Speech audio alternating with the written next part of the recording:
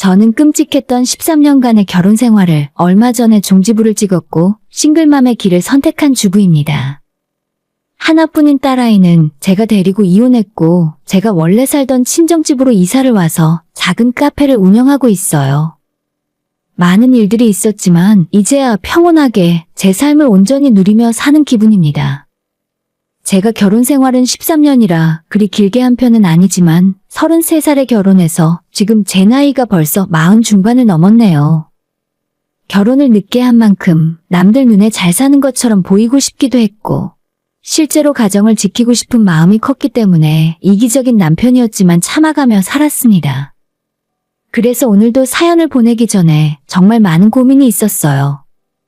요즘 젊은 친구들은 아니다 싶으면 정말 빠르게 결정하고 갈라선다고 하고 상대방이 인격모독적인 발언을 하면 절대 참지 않는 세상이잖아요. 제가 참고 산 13년의 세월을 이야기하면 바보 같다 멍청하다 생각하실 게 뻔하니 사연을 보내는 게 조심스러워지더라고요. 게다가 저는 시어머니를 모시고 같이 살기까지 했으니까요. 물론 강제는 아니고 제가 하고 싶어서 모시고 산 겁니다. 미리 말씀드리면 우리 시어머니는 좋은 분이고 저를 딸처럼 대해주셨어요. 하지만 아무리 시어머니가 좋은 분이라곤 해도 제가 평생 시어머니한테 의지하고 사는 게 아니라 남편이 중요하잖아요. 바로 그 남편이 저를 많이 힘들게 했습니다. 저도 그래서 이혼을 생각한 적이 정말 많았어요. 하지만 실행에 옮기지 못한 건 지켜야 할 것들이 많아서 이혼만큼은 절대 안 된다고 스스로 족쇄를 차고 살았던 것 같습니다. 하지만 정작 중요한 건 나 자신의 행복이라는 걸 깨달았고 아이가 있음에도 큰 미련 없이 이혼을 결정하게 되었죠. 제 배우자는 저희 희생과 배려를 전혀 눈치채지 못하더라고요. 그걸 보면서 지난 세월 결혼 생활을 잘못하고 살았다는 걸 바로 알게 되었습니다. 결혼 생활 자체가 처음부터 꼬였던 건 아니에요. 결혼이 둘 다 늦긴 했지만 처음에는 당연히 둘 다 잘 살아보자는 마음이었죠. 참 공교롭게도 저와 남편은 둘 다 편모 가정에서 자랐더라고요. 남편과 연애할 때부터 느낀 점은 이 사람은 자기 집안과 경제력에 대해서 약간의 콤플렉스가 있는 사람입니다. 스스로 좀 자신감이 없어 보였고 제가 먼저 편모 가정에서 자랐다는 말을 했을 때 그때 이 말을 하더라고요. 그래, 나도 그런데. 그럼 너랑 결혼하면 적어도 처가에서 결혼 반대할 이유는 없겠다. 너랑 나랑 둘 다 온전치 못한 가정이라서 서로 구제해주는 거나 다름없지 뭐. 우리가 암만 잘나봤자 호르몬이 가정이라 하면 상대방 부모들이 절대 허락 안 할 거야. 너도 그렇게 생각하지? 그 당시에도 남편이 하는 말을 듣고 기분이 별로 좋지 않았어요. 부모님 한 분이 먼저 돌아가시거나 이혼하고 따로 사는 게 어떤 잘못이나 흠이 아니잖아요. 물론 편견을 가지고 있는 사람들도 있겠지만 지레 혼자 겁먹고 본인은 스스로 모자란 사람이라 조건이 비슷한 사람끼리 만나야 한다고 생각하는 게 싫었습니다. 아니, 난 그렇게 생각 안 해. 집에 엄마 혼자 있다고 해서 주눅들 필요 없잖아. 그러니까 오빠도 앞으로 그런 생각하지 마. 그때 제가 왜 찌질이 같은 남편을 몰라봤는지. 오히려 이제 와서 생각해보면 제가 미련했었구나 싶네요. 남편은 저와 자신이 거의 비슷한 처지이니 결혼하는 것도 쉽다 생각했던 것 같아요. 저는 사실 엄마랑 둘이 살고는 있었지만 아빠가 돌아가신 것도 아니었어요. 부모님 두 분이 제가 어릴 때 이혼을 하셨고 그 이유는 나중에 엄마에게 들을 수가 있었습니다. 아빠의 잘못으로 이혼을 하게 되신 거라 엄마가 아빠에게 재산 분할과 위자료를 꽤 많이 받으셨다고 합니다. 저는 자세히는 모르지만 엄마는 이혼하시기 전부터 본인 장사를 계속하셨기 때문에 가정 형편이 어려웠던 적은 단 한 번도 없었어요. 제가 대학 졸업할 때까지 돈 걱정 없이 공부 다 하게 해주셨고 제가 결혼할 때도 물심양면으로 도와주시겠다고 했지만 남편이 자격지심 가질까봐 괜찮다고 거절했어요. 끝까지 제가 부모 도움 없이 우리 힘으로 하겠다고 우겨서 그렇게 된 겁니다. 엄마는 혼자 저를 키우셨다고 해서 절대 모자란 부분이 있다고 생각하지 않으셨어요. 오히려 제가 남자 만나는 줄 모르고 좋은 집안 남자들과의 선자리를 알아봐 주셨기 때문에 그걸 거절하느라 힘들었어요. 그러다가 결혼하고 싶다는 사람이 있다고 말씀을 드렸더니 처음에는 엄마가 남편을 그다지 마음에 들어하지 않으셨습니다. 홀어머니라서 그런 게 아니라 어른들은 사람을 딱 보면 느낌으로 아시는 건지. 그 당시 처음엔 결혼을 하지 말라고 말리기도 하셨어요. 하지만 제가 시어머니 신우가 너무 좋다는 말도 하고 남편 될 사람 칭찬을 계속 엄마에게 하면서 결혼의 뜻을 굽히지 않았습니다. 어쨌든 결혼까지 하게 된 건 남편이 장남의 홀어머니이긴 했지만 저보다 3살이 어린 시누이도 그렇고 시어머니 역시도 정말 좋은 사람들이라서 그런 것 같아요. 제가 무남동녀 외동딸이라서 그런가 살갑고 다정한 시누이가 저를 잘 따르는데 기분이 정말 좋았어요. 제가 앞으로 남편 욕은 한 바가지 할 거지만 우리 시누와 시어머니는 사실 제가 흠잡을 만한 부분이 없다고 생각합니다. 이혼하고 남이 되었지만 지금도 그렇게 생각해요. 처음에 어머님을 만났을 때가 사귀고 얼마 지나지 않았을 때였는데 그때만 해도 엄청 어려운 어른이었죠. 근데 자주 얼굴 뵙고 점점 친해지게 되면서 이런저런 대화도 많이 나누었고 저를 편하게 대해주셨어요. 결혼하기로 하고 정식으로 인사드리러 갔을 때 눈이 정말 많이 온 날이었는데 눈이 발목까지 와서 신발이 푹푹 빠지고 꼬리말이 아니었어요. 하지만 그때 어머님이 저를 보시고 했던 말이 아직도 기억에 생생하게 남아 있습니다. 굳은 날에 오는 손님이 좋은 손님이라더라. 새아가가 인사 오는 날에 눈이 이렇게 많이 오는 걸 보니까 우리 집안에 복덩이가 들어오는 것 같네. 이렇게 어머님이 말씀을 해주셔서 시어머니가 정말 좋은 분이라는 걸 알 수 있었죠. 결혼 준비하면서 시어머니와 예물을 보러 갔던 날에 한복을 맞추고 예물까지 보러 어머님과 함께 돌아다녔어요.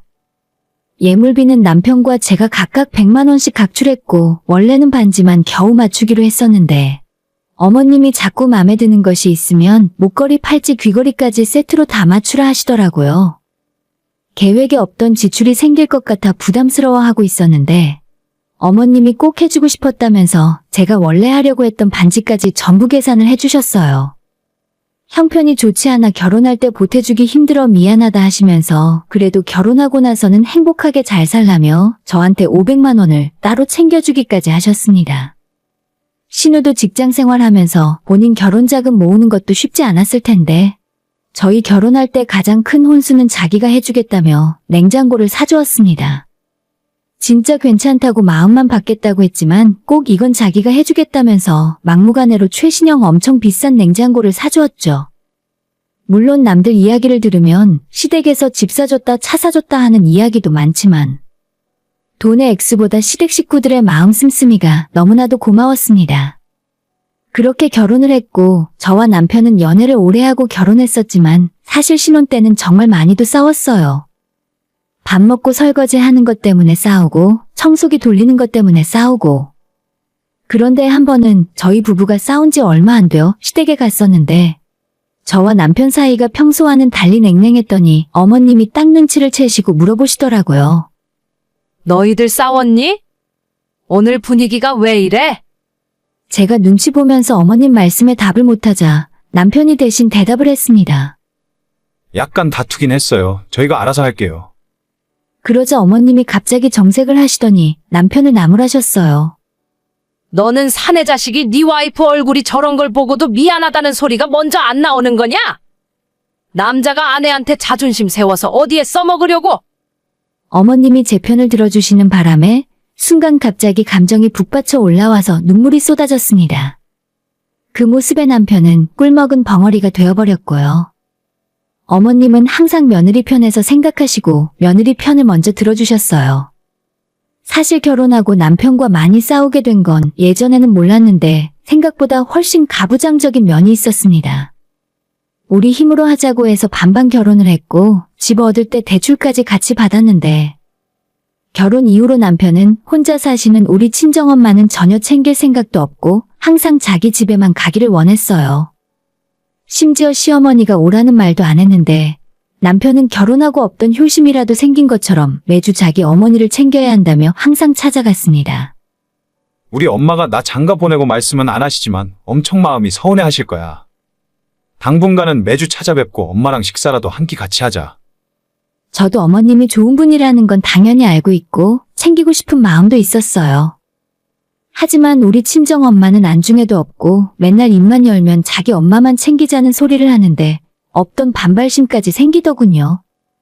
남편에게 대체 그게 무슨 말이냐고 따지다가 말싸움하는 경우가 많았습니다. 그나마 시댁은 신우라도 아직 어머님과 같이 살고 있지. 저는 외동이라서 우리 엄마는 정말로 혼자 계시거든요. 이 문제를 남편에게 이야기하면 원래 남자와 여자는 사정이 다른 법이라며 도무지 말이 통하지 않습니다. 결혼한 여자가 시댁에 이 정도는 해야 하는 거지. 싫으면 오지 말던가. 그래서 진짜로 싸우다가 남편만 시댁으로 보낸 적도 있었습니다. 저희 시어머니가 그 사실을 아시고 바로 남편 보고 너도 오지 말라며 쫓아내셨더라고요. 어머님은 결혼한 아들이 자꾸 주말마다 집에 찾아와서 밥 차려달라는 게 힘들다면서 앞으로 먼저 오라는 소리 하지 않으면 오지 말라고 하셨대요. 그 말을 전해 듣고 속으로 쌤통이라고 웃었던 기억이 있습니다. 명절에 시댁에 가도 차례만 지내고 나면 어머님이 음식을 바리바리 싸주시면서 얼른 점심 되기 전에 친정으로 넘어가서 친정 엄마랑 같이 밥 먹으라 하셨어요. 근데 남편은 제가 친정 넘어가자고 하면 가기 싫은 기색을 숨기지 않았습니다. 어머님은 이런 아들에게 효도 받아야겠다는 생각을 전혀 안 하시는데 대체 왜 자기 혼자 이러는지 모르겠어요. 항상 말끝마다 자기 엄마가 불쌍하다 하고 저 때문에 어머님이 며느리 눈치를 보고 산다는 소리까지 하는 겁니다. 대체 제가 뭘 어쨌길래. 본인이 생각한 며느리는 이런 모습이 아니었다는 말을 들었을 때는 정말 화가 많이 났어요. 하지만 어머님은 남편과는 다르게 며느리 도리 같은 말은 입에 올린 적도 없으십니다. 어머님과 저희 집이 10분 거리인데도 신혼 때는 제가 부담스러울까봐 저희 집에 오려고 하지도 않으셨어요. 결혼하고 1년이 지나고 나서야 어머님이 종종 한 번씩 저희 집에 들르셨는데 오시기 전에는 최소 1시간 전쯤에 가도 되냐고 저한테 전화를 하시고 나서 방문을 하셨습니다. 친정엄마는 제가 이렇게 좋은 시댁 식구를 만난 건 복받은 일이라고 말씀하셨죠. 엄마는 제가 남편이랑 부딪히는 일이 있더라도 시어머니가 제 편이니 가급적 큰 문제 아니면 너그럽게 인사하고 살라고 말씀하셨어요. 친정엄마는 그때도 장사를 하셨기 때문에 제가 아이를 낳아도 산후조리나 아이를 봐주시는 건 어려운 상황이었죠. 근데 너무나 감사하게도 제가 직장에 복귀할 때가 되니 시어머니가 우리 딸 아이 등하원도 맡아주시고 비는 시간도 책임져 주시겠다 하셔서 얼마나 마음이 편했는지 몰라요.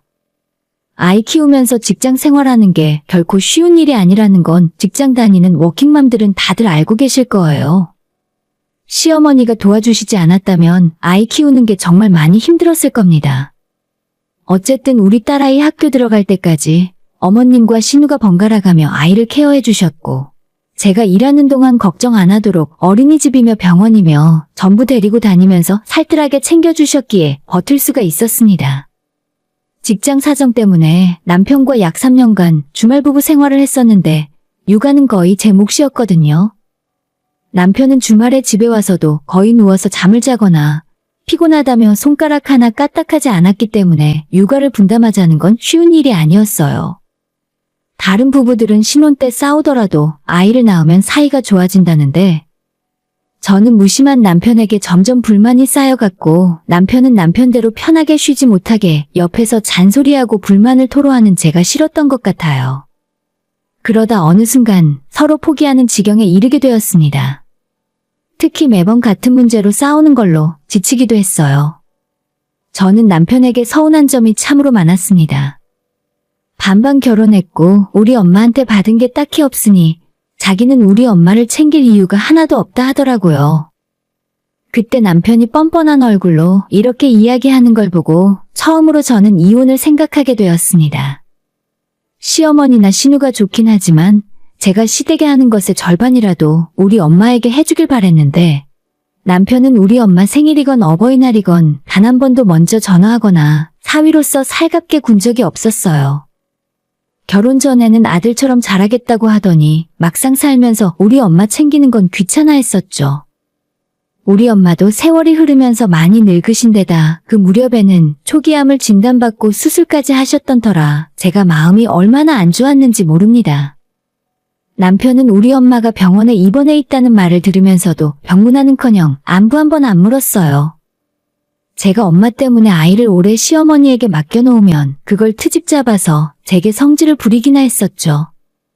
매번 자기 엄마 같은 시어머니가 세상에 어디 있냐면서 잘하라고 하는데 알아서 감사한 마음을 갖고 잘하고 있는데 와중에 남편의 그런 잔소리가 어찌나 듣기 싫던지요. 아이를 맡아봐 주시니 그 이유 때문에 제가 더 참고 살았던 것 같습니다. 가족은 아무리 싸우고 지지고 볶아도 같이 얼굴 맞대고 살아야 하는 법인데 한창 육아로 힘든 시기에 남편과 주말 부부 생활을 했던 건 그야말로 부부 사이를 갈라놓는 계기가 되기도 했었고요. 게다가 남편이 바람을 피웠던 건 아니지만 술을 좋아했기 때문에 저랑 연락이 안 되는 문제로 속을 엄청 썩이기도 했었습니다. 그러다 다행히 아이가 초등학교에 들어가고 나서는 주말 부부 생활을 청산하고 남편이 다시 집 근처에서 일을 할 수 있게 되었죠. 그 사이 신우도 좋은 신랑감을 얻어 시집을 가게 되었습니다. 신우이는 초등학교 교사였고 같은 초등학교 교사를 만나서 시집을 갔는데 그때쯤 집안에 우환이 좀 있었어요. 시어머니가 갑자기 치매 진단을 받으신 겁니다. 어머니가 칠순을 훌쩍 넘기긴 했지만 결혼할 때만 해도 총기가 넘치셨고 손주도 저보다 더 깔끔하게 챙기시는 분이셨는데 어느 날 우리 딸아이가 할머니가 좀 이상하다는 말을 하긴 했었어요. 자꾸 한 얘기 또 하고 본인이 한 말을 잊어버리시는 건 그럴 수 있다고 생각했는데 언제 한번 큰일이 터지고야 말았습니다. 초기에 빨리 알았다면 좋았을 텐데 어머님이 집을 못 찾으시고 아파트 단지 근처를 배회하시다가 경찰에 연락을 받았을 때 뭔가 심각하다는 걸 알았어요. 그제서야 남편과 급하게 병원을 알아보고 검사를 받았는데 이미 초기를 훌쩍 넘었다는 진단을 받게 되었습니다. 일상생활을 가능하시지만 보살핌이 필요해 혼자 지내시기엔 어려운 단계셨죠. 치매라는 병이 정말 무섭더라고요. 신우는 결혼해서 다른 지역에서 살다 보니 걱정을 정말 많이 했습니다. 그야말로 하루 걸러 하루 전화가 올 정도로 엄마 걱정을 했고 쉬는 날마다 자주 집으로 올라오기도 했고요. 그래도 신우는 제게 자기 엄마 신경 쓰라는 말은 안 하더라고요. 자기 엄마는 직접 자기가 챙기는 게 맞다면서요. 하지만 남편은 완전 달랐습니다. 저한테는 묻지도 않고 당연히 자기 엄마를 모실 생각이라고 신우 앞에서 당당하게 이야기하더라고요. 오빠, 아무리 그래도 이건 새언니랑 상의를 하고 결정해야지. 엄마 상태 안 좋은 건 나도 걱정이지만 모시고 사는 건 완전 다른 문제야. 아무리 자식이라도 치매 환자 돌보기 어렵다는 말 몰라? 무슨 한가한 소리를 하고 있는 거야? 지금 엄마가 정신이 오락가락 하시는데 같이 사는 게 뭐가 문제야?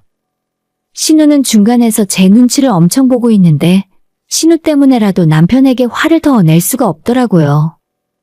하지만 남편이 같이 살자고 어머님께 말씀을 드렸더니 오히려 어머님이 펄쩍 뛰며 반대하셨습니다.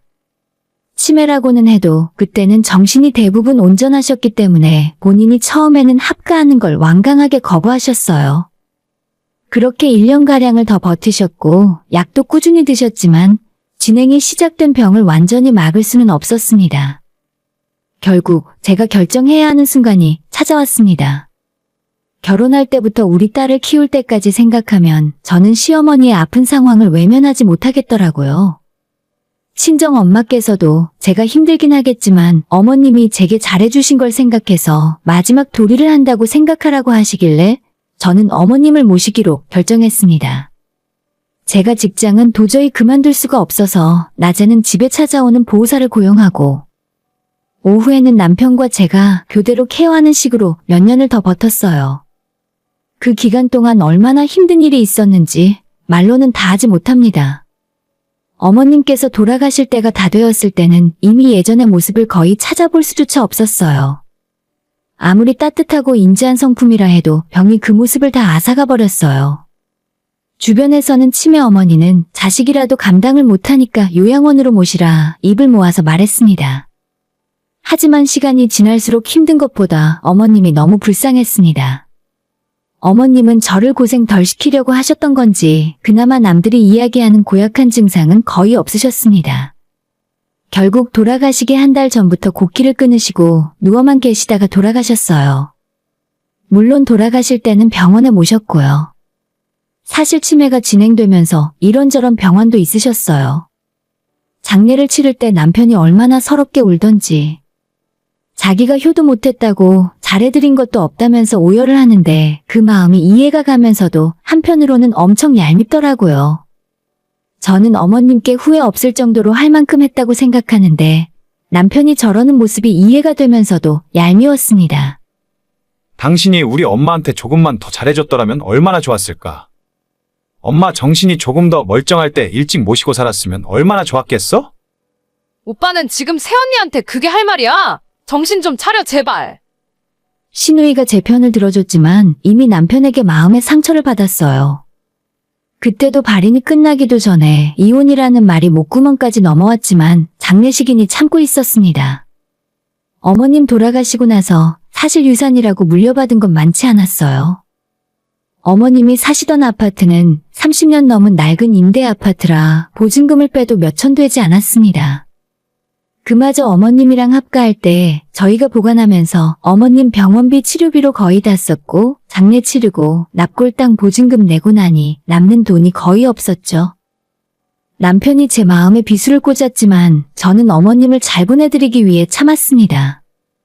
그렇게 장례를 마치고 이제야 한숨 돌리나 싶었는데 이번에는 혼자 계시던 친정엄마가 또 문제였어요. 엄마가 화장실에서 미끄러지는 바람에 낙상을 크게 당하셨는데 골반뼈가 골절이 되는 바람에 큰 수술을 하셨고 꼼짝없이 병원에서 누워 계셔야 했습니다. 몇 년 전에 암 수술하셨을 때 이후로 체력이 확 꺾이셨고 그때 하시던 가게도 다른 사람에게 넘기고 관두셨어요. 건강이 그 이후로 완전히 회복되지 않았었는데 정말 청천벽력 같은 사건이었죠. 그래서 한동안 저는 친정엄마 병간호에 매달려야 했습니다. 제가 시어머니를 모시긴 했지만 엄마는 항상 괜찮다고 말씀을 하셨는데 그때 병원에서 많이 약해진 엄마의 모습을 보니 너무 죄송스럽더라고요. 사실 엄마가 아프시니 돌아가신 시어머니 생각도 많이 났습니다. 어머님을 그렇게 보내드리고 나서 제가 생각이 참 많았어요. 시어머니였지만 생전에 제게 해주신 걸 생각하면 너무 못해드린 게 많은 것 같아 후회도 많이 했었고요. 부모는 자식을 기다려주지 않는다는 말이 뭔지 딱 알겠더라고요. 그래서 고심 끝에 친정엄마가 건강을 회복할 때까지 제가 곁에서 모시고 퇴원하면 제가 엄마를 모시고 살아야겠다는 생각이 들었습니다. 고민 끝에 어렵게 남편에게 친정엄마를 모시고 싶다는 이야기를 꺼냈죠. 저는 남편이 당연히 동의를 할 줄 알았습니다. 제가 시어머니를 모시고 살아온 세월이 있으니 남편 역시 당연히 그러자 할 것이라고 생각을 한 거죠.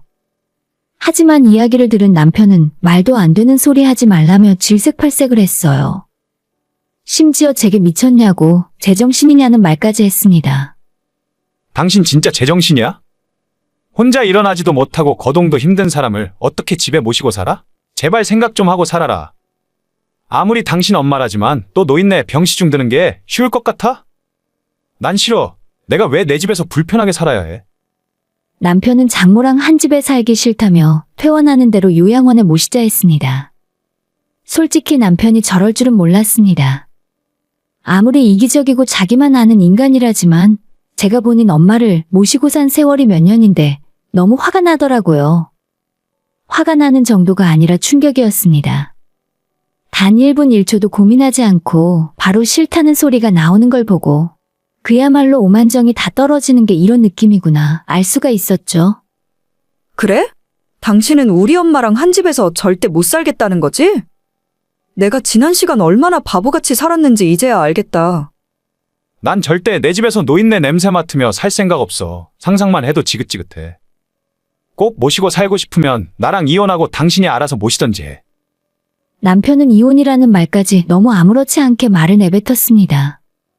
정말 답도 안 나오는 인간이었고 저는 이미 저 당시에 눈에 뵈는 게 없었죠. 남편이 먼저 갈라서자고 하는데 더 할 말도 없었습니다. 지난 세월 남편 성질을 참아주고 산 시간이 스쳐 지나가면서 이제는 아니다 싶었어요. 그래서 저도 두말 없이 이혼하자 했습니다. 13년 넘게 결혼 생활을 하면서 그래도 제가 알뜰하게 살았더라고요. 재산 분할 정확하게 하고 양육비 받는 조건으로 이혼했는데 그 재산 분할한 돈으로 저는 회사를 그만두고 가게를 차릴 생각이었습니다. 아이 데리고 친정엄마 사시는 집에 들어가 엄마를 보살피며 살기로 결심했어요. 엄마가 저 이혼할 때 마음 아파하셨지만 이혼을 말리진 않으셨습니다. 친정엄마가 평생 장사를 하며 모아놓은 재산이 있고 노후 걱정이 없다는 정도는 알고 있었는데 정확하게 얼마의 재산이 있는 줄은 몰랐어요. 남편과 이혼 절차를 밟는 와중에 엄마도 제게 재산 증여를 시작해 주셨는데 한 달에 엄마 앞으로 들어오는 월세 수입이 500만 원이 넘더라고요. 그래서 엄마가 그간 돈 걱정 없이 사시고 제게도 도움을 많이 주셨구나 알 것 같았죠. 혼자 사시던 집을 저와 우리 딸까지 살기 좋게 리모델링을 한 후에 그동안 다니던 직장을 그만두었어요. 이혼 후에 재산 분할에 받은 돈으로 엄마 집에서 가까운 곳에 상가 하나를 얻어 작게 카페를 하나 시작했습니다. 작은 카페였지만 관공서랑 사무실이 주변에 많았고 수입이 직장 다닐 때보다 훨씬 낫더라고요. 직원도 한 명 쓰니 시간적인 여유도 생겨서 엄마와 아이와 시간도 많이 보낼 수가 있었습니다. 이혼하고 그렇게 몇 달의 시간이 지났는데 남편은 그래도 자기 딸은 생각이 났는지 아이를 보게 해달라며 연락이 왔습니다. 마침 양육비를 2달째 입금하지 않았기 때문에 경고도 해줄 겸 한번 보자 하고 제 가게로 오라 했습니다. 그런데 몇 달 만에 만난 전 남편의 행색이 뭔가 이상하더라고요. 남자 혼자 살아서 그런가 호라비 냄새가 가게 문을 열고 들어오자마자 풍겨왔어요. 전 남편은 제가 카운터에 있는 걸 보고 놀라는 것 같았습니다. 제가 직장 그만두고 커피숍을 차린 줄은 몰랐었고 그냥 카페에서 만나자고만 했지 제 가게라는 말은 하지 않았으니까요. 이혼하고 그동안 살았던 이야기를 나누었더니 남편은 저희 이혼하고 재산 분할했던 돈으로 주식 투자를 하다가 거의 다 날렸다 하는 겁니다. 당신은 잘 살고 있나 보네. 나는 재수없게 친구 말 들었다가 거의 다 날렸어. 양육비는 조금만 기다려주라. 이미 회사 퇴직금까지 땡겨받은 상황이거든. 저는 어떻게 지내고 있냐는 남편의 말에 이 카페를 운영하며 지내고 있고 엄마가 물려준 건물에서 나오는 월세 수입도 있으니 당분간 양육비는 크게 걱정 말고 본인이나 잘 챙기라 말해줬죠. 하지만 그 말을 듣자마자 남편의 눈빛이 바뀌는 걸 느낄 수가 있었습니다. 뭐? 상가를 물려받았다고? 우리 이혼하고 장모님한테 증여받았어? 그런 재산을 나한테만 숨기고 있었냐? 그게 왜? 우리 엄마가 당신한테 전부 알릴 이유는 없잖아. 말이라고 해. 당신 엄마 재산이 나한테도 권리가 있는 거야. 일부러 날 속이고 이혼하게 했으니 이건 사기 이혼이나 마찬가지지. 재산 빼돌리고 싶어서 이혼하자고 한 거잖아. 나 그냥 못 넘어가. 소송을 해서라도 내 몫은 받아야겠어. 사람이 돈이 궁하고 궁지에 몰리니 머리가 어떻게 된 것 같았습니다. 화가 아니라 기가 막히더라고요. 사기 결혼은 들어봤어도 사기 이혼이라는 말은 처음 들었습니다. 그래도 딸아이 아빠라서 얼굴은 보여주고 살아볼까 했는데 진짜 그럴 마음도 싹 사라져버렸죠. 남편을 가게에서 내쫓았고 다신 찾아오지도 말라 했습니다. 하지만 남편은 이미 재산에 눈이 돌아가 있었고 그게 끝이 아니었죠. 며칠 후 다시 가게로 찾아온 남편은 작전을 바꿨는지 제게 무릎 꿇고 싹싹 빌며 재결합을 하자는 겁니다. 미안한데 우리 딸 생각해서라도 이혼 취소하자. 나 그동안 많이 생각해봤어. 딱한 우리 장모님도 내가 모시고 살고 싶고. 영업시간에 남편이 막무가내로 매달리길래 결국 경찰을 불러 쫓아내고 말았죠. 한바탕 소동이 끝난 후 저는 저 인간이 더 이상 찾아오지 못하도록 법원에 접근금지 신청을 넣었습니다. 그 후로는 겁을 먹었는지 아니면 자기 먹고 살기 바빠서 그런 건지 다행히 제게 더 찾아온 적은 없었어요. 가끔 문자로 이혼한 걸 후회한다는 장문의 문자를 보내긴 하더라고요. 이혼이라는 것이 결국 이런 것 같아요. 깔끔한 이혼과 아름다운 이별이라는 건 존재하지 않는 것 같습니다. 결혼 생활하는 내내 이기적이었고 제게 며느리 도리만 외치던 그 인간이 이제는 평생 후회하며 살 일만 남았겠죠. 저는 이혼 후에 평안을 되찾았고요. 남편은 싫지만 제게는 늘 자상했던 시어머니를 생각하며 최대한 좋은 기억만 갖고 가려고 합니다. 이혼하고 나서 시누이와의 연락은 일부러 안 하고 있는데 어딘가에서 시누이가 제 이야기를 듣고 있다면 항상 고맙게 생각한다는 말은 해주고 싶어요. 오늘의 사연은 여기까지입니다. 구독과 좋아요, 알림 설정은 많은 힘이 됩니다. 다들 행복하시고 좋은 하루 되세요.